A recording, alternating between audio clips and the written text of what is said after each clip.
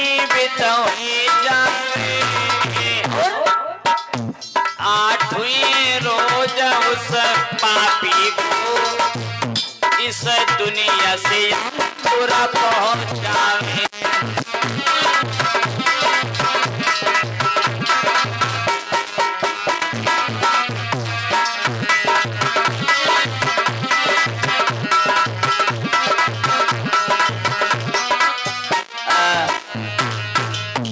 जिसने मेरे गुरुजी के गले में मरा हुआ श्राप डाला है, मैं श्राप देता हूँ यही तत्क्षण जीवित हो जाए कि 8वें रोज उस पापी को 10 के दुनिया से मार के हम लोग भेजते। जिस समय महाराज श्रृंगी ऋषि ने श्राप दिया, लोमस ऋषि महात्मा की आंखें खुल गई। बेटा ये तूने क्या किया?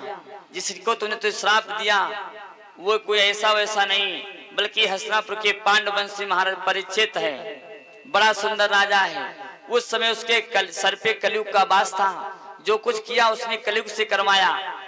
तुम्हें ऐसा नहीं करना चाहिए था, लेकिन भैया मुख से निकली हुई बोली, बंदूक से निकली हुई गोली, धनुष से छोटा हुआ बाण ये कभी वापस नहीं आते।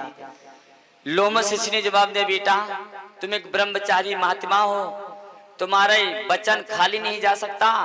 अब जाके उस राजा परीक्षित से सूचना दे दो कि आज के 7वें दिन उसकी मृत्यु निश्चिंत हो जाएगी।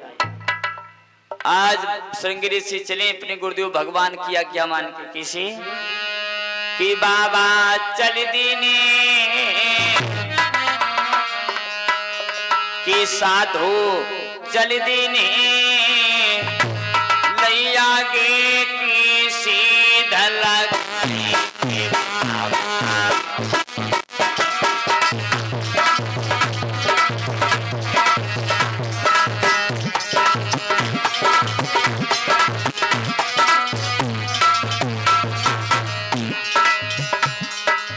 बाबा चल दीने पूरे लई हसना पूरा सीधा लगाए के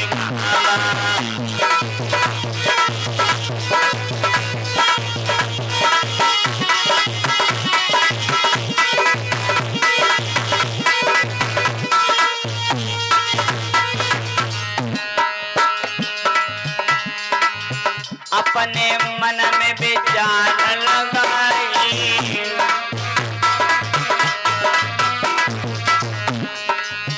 महल बीच में पहुंचे जाए।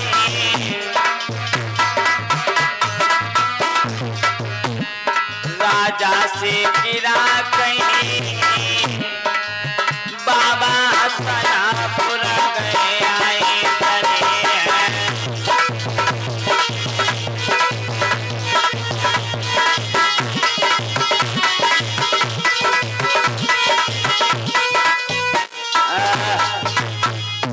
आज श्रृंगी ऋषि महाराज हस्तिनापुर में पहुंच गए।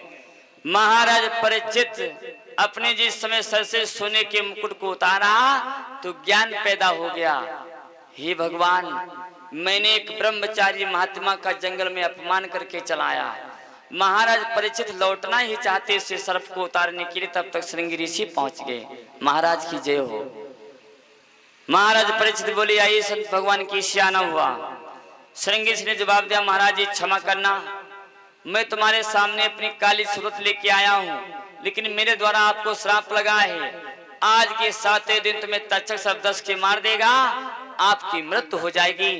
तासे मैं कहने के लिए आया हूँ, आप अपने मुक्ति का कोई उपाय सोच लो। और हमारे भैया वीरेंद्र यादव गिरधर फसी 101 मुद्राएं भगवान गोविंद जी के चरण में श्रद्धादान समर्पित हुआ ही। परमात्मा सदैव शांति प्रदान करे। प्रेम श्री गोविंद भगवान की। मेरे भैया इतना कहने के बाद श्रृंगी ऋषि तो लौट पड़े। महाराज परीक्षित की आंखों में आंसू आ गए। उम्र 11 वर्ष की है जिस समय श्राप लगा है। महाराज परीक्षित उसी पान अपने राज्य को छोड़ के चले हैं गंगा जी के पावन रमरेती की तरफ। किस प्रकार? कौन किए अन्याय जो किस्मती बिगड़ गई, कौन की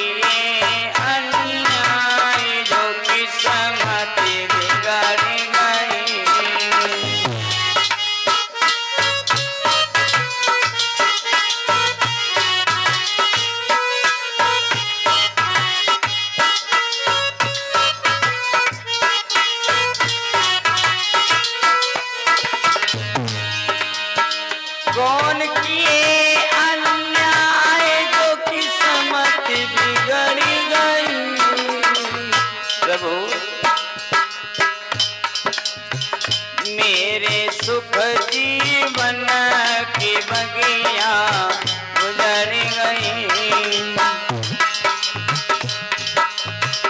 मेरे सुख जीवन की बगिया गुजर गई।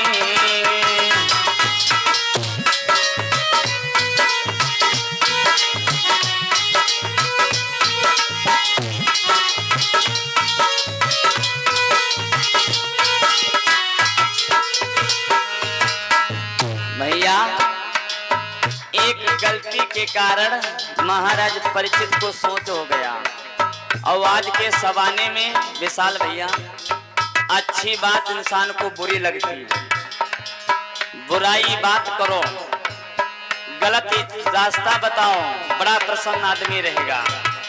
चलिए महाराज परीक्षित, किसी को अच्छाई रास्तों के ऊपर लेके चलोगे, अच्छी बात के खातिर उसे समझाओगे, लेकिन ना आदमी आपसे दूरी बना लेगा। कौन किए अन्याय जो किस्मत बिगड़ गई, प्रभु कौन भाई मुझसे भूल जो किस्मत बिगड़ गई।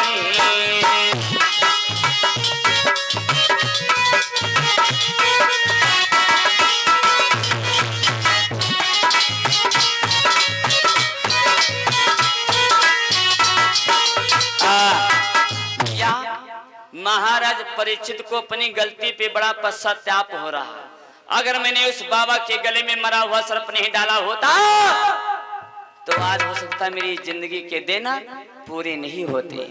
चलते चलते चलते चलते गंगा जी के पावन रमरेती पे पहुंच गए।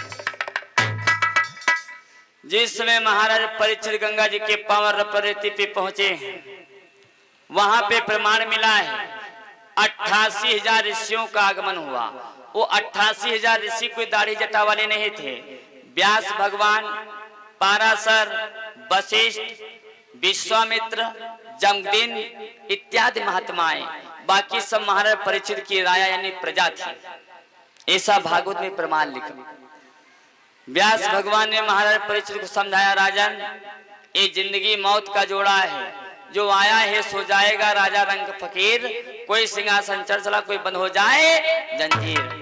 ये दुनिया आनी और जानी है, यहाँ कोई अपना नहीं, जगत सब झूठा सपना है। तब तक उसी बीच में सुखदेव जी का आगमन हो गया। सुखदेव जी की उम्र है 5 वर्ष की, वो भी नंगित बदन। सुखदेव जी इस समय से गंगा जी के पावन रमरेती पे पहुंचे हैं भैया, तो समस्त महात्मा व्यास भगवान के सहित 5 वर्ष के पुत्र सुखदेव जी को प्रणाम किया।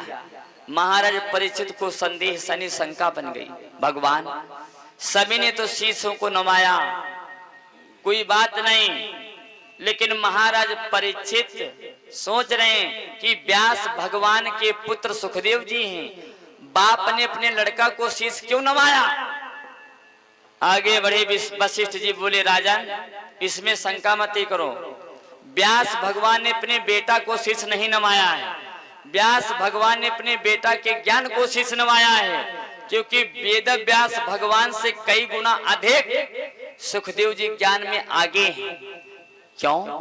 इन्होंने भोले बाबा के पावन मुखारबिंद से अमर कथा सुनी है।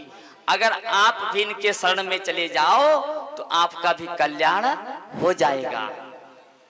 महाराज परीक्षित आगे बढ़ के 5 वर्ष की अवस्था में सुखदेव जी को प्रणाम किया। मेरे भैया सुखदेव जी से सारी कथा कही सुनाई। सुखदेव जी ने जवाब दिया, राजन चिंता मत करो, आप चंदन की चौकी डाल के बैठ जाओ, मैं आपको भागवत के माध्यम से कथा सुनाऊंगा। वक्ता की उम्र है 5 वर्ष की, वो भी नंगित बदन, और श्रोता जो बने हैं महाराज परीक्षित, उनकी उम्र है 11 वर्ष की। मेरे भैया सुखदेव जी ने जवाब दिया, अपने में अहम घमंड ईर्षा भाव ये सारी चीजों को त्याग दो, विधि पूर्वक मन को एकाग्र करके मेरे कहे हुए शब्दों पे महाराज परीक्षित आप गौर करो। मैं आपसे वचन देता हूं, 7 दिन की बात करते हो, आपको तक्षक, अगर तुमने मेरी संपूर्ण विधि से कथा को सुन लिया तो तक्षक आपका बाल बाका नहीं कर सकता है। आज गंगा जी के पावन रमण तीर्थ पे बैठ के पांडवंशी महाराज परिचित को सुखदेव जी कथा सुनाने लगे भागवत के माध्यम से। कौन सी कथा सुनाई समय के अनुसार बताया जाएगा। 2 बार राम नाम संकीर्तन, फिर भगवान की आरती।